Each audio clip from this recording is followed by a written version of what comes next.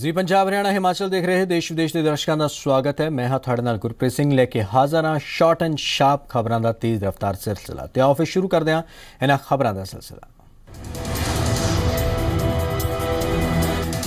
पंजाब विधानसभा के अखीरले दिन कांग्रेस के विधायक त्रिलोचन सिंह वालों सुटे के बूट ते होया हंगामा। मुख्यमंत्री बादल ने दस्सिया गैर लोकतांत्रिक तां बूट सुट्टण वाले विधायक त्रिलोचन सिंह ने कहा कि अकाली विधायक विरसा सिंह वलटोआ ने उन्हां नूं बोले सन जाति सूचक शब्द।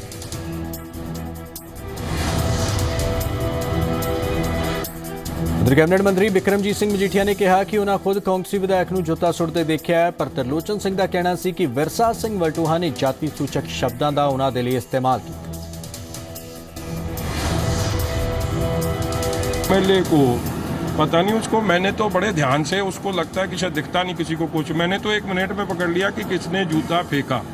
अब जूता किस पे फेंका था ये तो मेरे को नहीं पता लगा, मगर आके उधर गिरा हमारी तरफ। Art throwing shoes at your opposition members, who will justify it and who will not call it an act of desperation, who will not call it an act of somebody who's lost his sense of balance. Congress party is fast losing ground. I guess this is the kind of desperation that we will see from them in the coming days also. मालूम कि किसके लगा, ये मुझे नहीं मालूम कि किसके लगा, क्योंकि जो भी मेरे को और मेरी बरादरी को गाली निकालेगा वो तो एक जूते की बात कर रहे हैं। और लोग सारा पंजाब आपने मजीठिया के ऊपर फेंका? नहीं, मैंने तो विरसा सिंह वलटोहे के ऊपर फेंका था। पता नहीं उसका टारगेट कैसे किधर चलेगा, मुझे मालूम।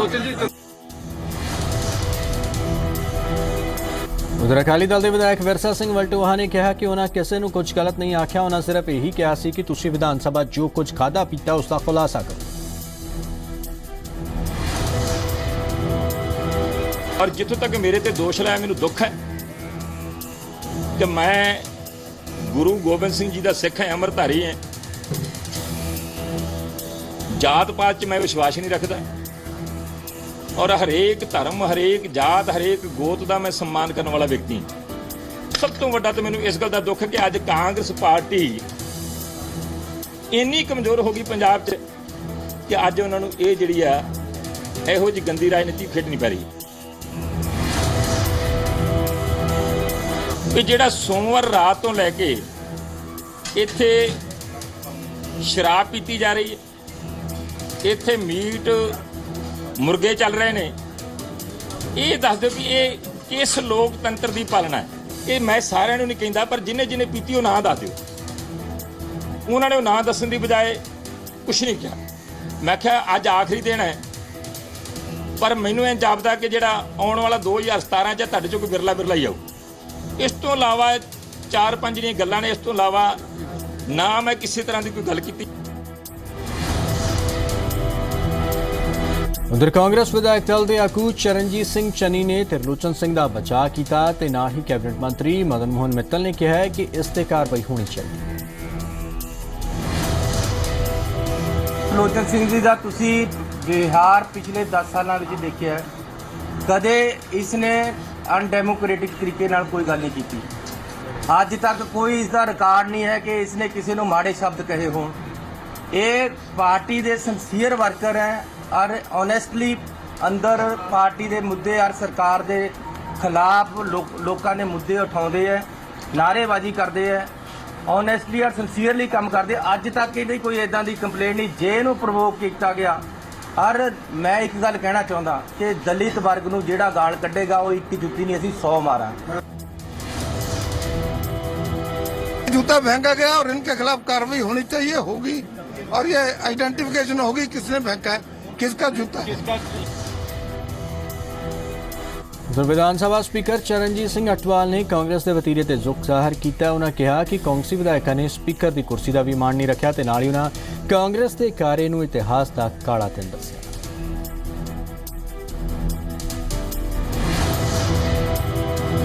जुतियां सुट के स्पीकर के उपर या को होर किसी की इंसल्ट करके किसी होर बंदे ते जुतियां सुट के ऐसा करने नाल वोटां ते कोई असर नहीं है।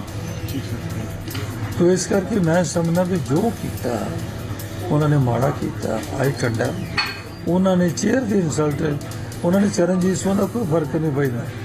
ਚਰਨਜੀਤ ਸਿੰਘ ਵਰਗੇ ਆਉਂਦੇ ਰਹਿਣੇ ਨੇ, ਜਾਂਦੇ ਰਹਿਣੇ। ਉਹਨਾਂ ਨੇ ਚੇਅਰ ਦੀ ਇਨਸਲਟ ਕੀਤੀ ਹੈ, ਜਿਹੜਾ ਮੈਂ ਸਭ ਨੂੰ ਮਾੜਾ ਕੰਮ ਕੀਤਾ। तो इस करके मैं महसूस किया भी ये हाउस चलना ही नहीं देना चाहते। ये सिर्फ क्योंकि इलैक्शन का ये आखिरी साइज है ना, इलैक्शन आ रही है, इस करके अपोजिशन चाहती है कि असी रौले रप्पे न सार के शायद लोगों की सिंपति विन कर ली है। इस करके उन्होंने फैसले कर लिया भी असी हाउस नहीं चलन देना। ਉਧਰ ਕਾਂਗਰਸੀ ਵਿਧਾਇਕ ਤਿਰਲੋਚਨ ਸਿੰਘ ਨੇ ਅਕਾਲੀ ਵਿਧਾਇਕ ਵਿਰਸਾ ਸਿੰਘ ਵਲਟੋਹਾ ਤੇ ਜਾਤੀ-ਸੂਚਕ ਸ਼ਬਦਾਂ ਦੇ ਇਸਤੇਮਾਲ ਦੇ ਇਲਜ਼ਾਮ ਲਗਾਏ ਨੇ ਅਤੇ ਇਸ ਮਾਮਲੇ ਸਖਤ ਕਾਰਵਾਈ ਦੀ ਮੰਗ ਕੀਤੀ। ਜਾਤੀ ਦੇ ਪ੍ਰਤੀ ਸੂਚਕ ਜਿਹੜੇ ਅੰਕ ਹੈ ਉਹਨਾਂ ਨੇ ਬੋਲੇ ਹੈਗੇ ਵਿਰਸਾ ਸਿੰਘ ਵਲਟੋਹਾ ਨੇ, ਉਹਦੇ ਖਿਲਾਫ ਮੈਂ ਆਪਣੇ ਨੈਸ਼ਨਲ ਕਮਿਸ਼ਨ ਦੇ ਚੇਅਰਮੈਨ ਸਾਹਿਬ ਕੋਲ ਐਪਲੀਕੇਸ਼ਨ ਦੇਣ ਆਇਆ ਔਰ ਨਾਲ ਬੇਨਤੀ ਕਰਨ ਆਇਆ ਵੀ ਇਹਦੇ ਉੱਪਰ ਸਖਤ ਤੋਂ ਸਖਤ ਜਿਹੜਾ ਹੈਗਾ ਕਾਰਵਾਈ ਹੋਣੀ ਚਾਹੀਦੀ ਹੈ।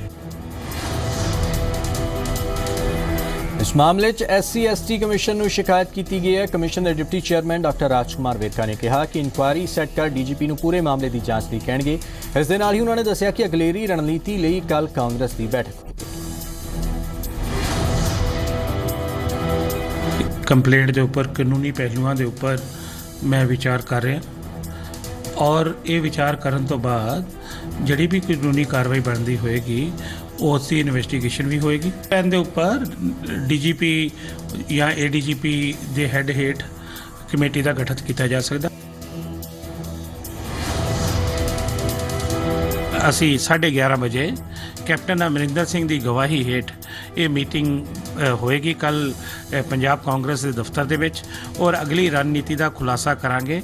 ਕੈਪਟਨ ਅਮਰਿੰਦਰ ਸਿੰਘ ਸਮੇਤ ਸਭ ਲੋਕ ਅਸੀਂ ਇਹ ਸਰਕਾਰ ਦੀਆਂ ਕਰਤੂਤਾਂ ਦੇ ਖਿਲਾਫ, ਸਰਕਾਰ ਦੇ ਧੱਕੇਸ਼ਾਹੀ ਦੇ ਖਿਲਾਫ, ਗਰੀਬਾਂ ਦੇ ਹੱਕ ਦੇ ਵਿੱਚ ਔਰ ਕਿਸਾਨਾਂ ਦੀਆਂ ਗੱਲਾਂ ਨੂੰ ਲੈ ਕੇ ਅਸੀਂ ਸੰਘਰਸ਼ ਕਰਾਂਗੇ।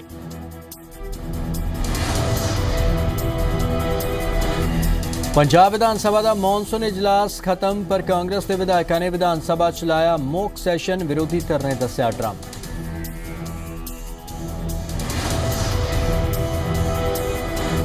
ये बहुत अफसोसनाक है।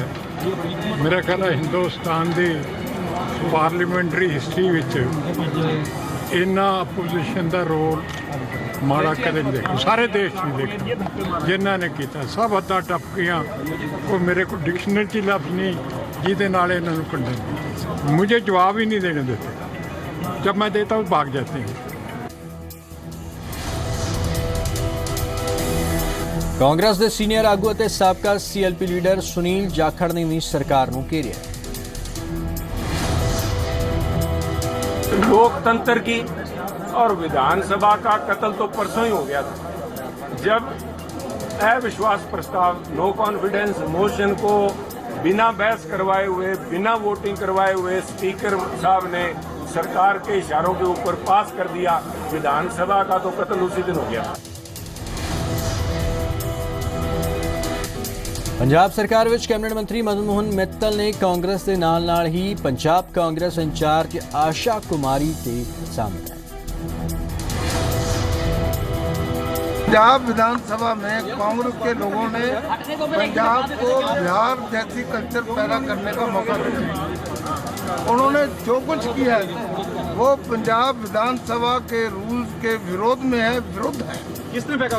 और ये सारा जो उनका काम था, एक तरफ कहते हैं दलित मारू सरकार और दूसरी तरफ जो दलित परिवार से जुड़ा हुआ स्पीकर है उसके ऊपर किताबें फेंकी गई, उसके ऊपर कागज को इकट्ठा करके पत्थर की शक्ल में बना के फेंका गया और सारी कार्रवाई को उन्होंने स्पीकर को इंडिपेंडेंटली करने दिया, डिस्टर्ब किया।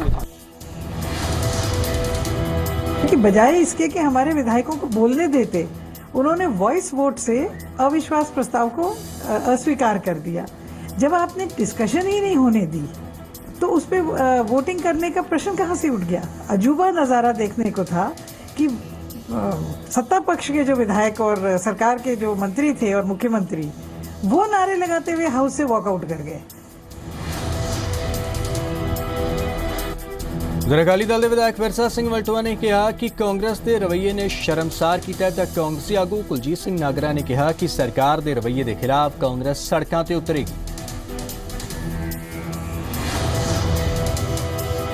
जो 14वीं विधानसभा थी उसका आखिरी दिन था, तो ये ग्रेसफुली खत्म होना चाहिए था, हंसते मुस्कुराते खत्म होना चाहिए था कि 2017 में दोबारा फिर यहाँ मिलें।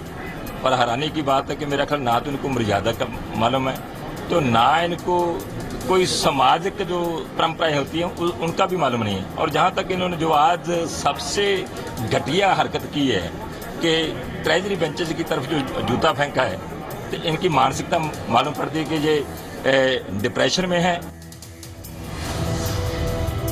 ਸਾਡੀ ਰਣਨੀਤੀ ਉਹੀ ਰਹੂਗੀ ਕਿ ਇੱਕ ਲੋਕਤੰਤਰ ਦੀ ਜਿਹੜਾ ਇਹਨਾਂ ਨੇ ਘਾਣ ਕੀਤਾ ਉਹਦੀ ਬਹਾਲੀ, ਕਿਉਂਕਿ ਸਾਡਾ ਫਰਜ਼ ਹੈ, ਅਸੀਂ ਚੁਣੇ ਹੋਏ ਨੁਮਾਇੰਦੇ ਹਾਂ, ਆਪਣੇ ਸੰਵਿਧਾਨ ਦੀ ਆਪਣੇ ਲੋਕਤੰਤਰ ਦੀ ਰਾਖੀ ਕਰਨਾ ਸਾਡਾ ਪਹਿਲਾ ਫਰਜ਼ ਹੈ। ਲੋਕਾਂ ਤੇ ਲੈ ਕੇ ਜਾਵਾਂਗੇ ਲੜਾਈ ਨੂੰ ਔਰ ਲੋਕ ਫੈਸਲਾ ਕਰਨਗੇ ਆਉਣ ਵਾਲੀਆਂ ਚੋਣਾਂ ਦੇ ਵਿੱਚ ਕਿ ਇਹਨਾਂ ਲੋਕਾਂ ਦਾ ਕੀ ਹਸ਼ਰ ਕਰਨਾ ਹੈ।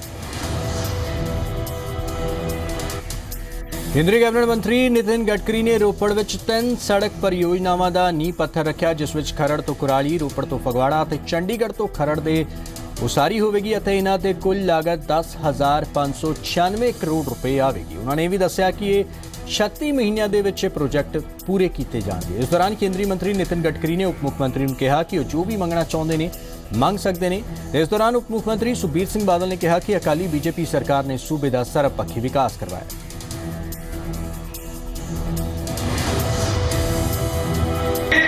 जितना मांगना होगा मांगो, तुम्हारे मांगने की ताकत खत्म हो जाएगी।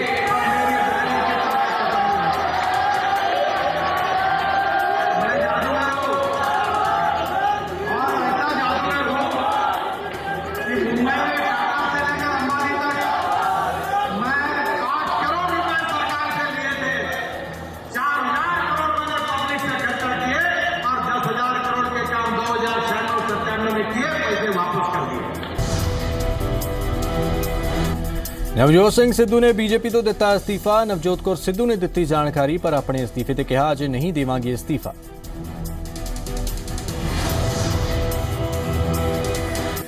अब आप भी दे रहे हैं? देखो, मैंने पहले बताया मैं अपने हल के लिए काम करती हूँ, मेरी अभी काम चल रही है, मैं कामों में इंटरेस्ट रखती हूँ। मेरी क्लैरिटी बहुत पहले से है कि मेरा किसी भी चांस में अकाली दल के साथ अलायंस में वापस जाने का मतलब ही नहीं उठता। उसके बाद मैं अपनी टर्म पूरी करती हूँ, उसके मुझे कोई फ्रंट लगता है कि ऐसा कोई है कि पंजाब के हित में काम करेगा, I would like to be a part of the system. It is understood that if BJP is not leaving their alliance with Akali Dal and are carrying on with them, I can't carry on with BJP. सुबह उन्होंने अपनी resignation BJP से भेज दी है। उन्होंने सोचा था कि जब राज्यसभा से रिजाइन किया तो it was assumed that he has resign from BJP, because उन्होंने स्पेसिफिकली बोला था कि मैं पंजाब जाना चाह रहा था, इन्होंने मुझे पंजाब जाने से रोका। It was very very important that he resigns from the primary membership of BJP. Sardar Sucha Singh Chhotepur ਦੀ ਪਰਿਵਰਤਨ ਯਾਤਰਾ ਲੁਧਿਆਣਾ ਤੇ ਹੁਸ਼ਿਆਰਪੁਰ ਸੰਗਰੂਰ ਵਿੱਚ ਛੋਟੇਪੁਰ ਨੇ ਇਸ਼ਾਰਿਆਂ ਵਿੱਚ ਕੀਤਾ ਵੱਡਾ ਖੁਲਾਸਾ। ਕਿਹਾ ਹੁਣ ਭਗਵੰਤ ਮਾਨ ਨੂੰ ਵਿਖਾਇਆ ਜਾ ਸਕਦਾ ਹੈ ਪਾਰਟੀ ਤੋਂ ਬਾਹਰ ਦਾ ਰਸਤਾ।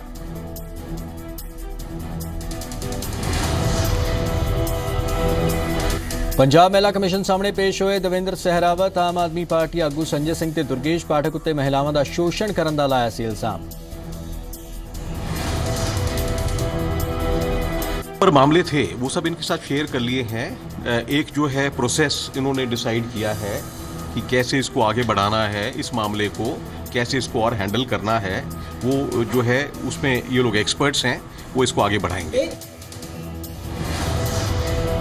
लोग हैं चाहे वो डिस्ट्रिक्ट लेवल पे हों, चाहे वो ऑब्जर्वर्स रहे हों, वो सारी चीज़ें उस पर ये कार्रवाई करें। और लोग हैं इस तरह के वो नाम उन्होंने भी खुद नाम कुछ डिस्कस करे हैं, उनके पास पहले जानकारी थी तो सारी बातों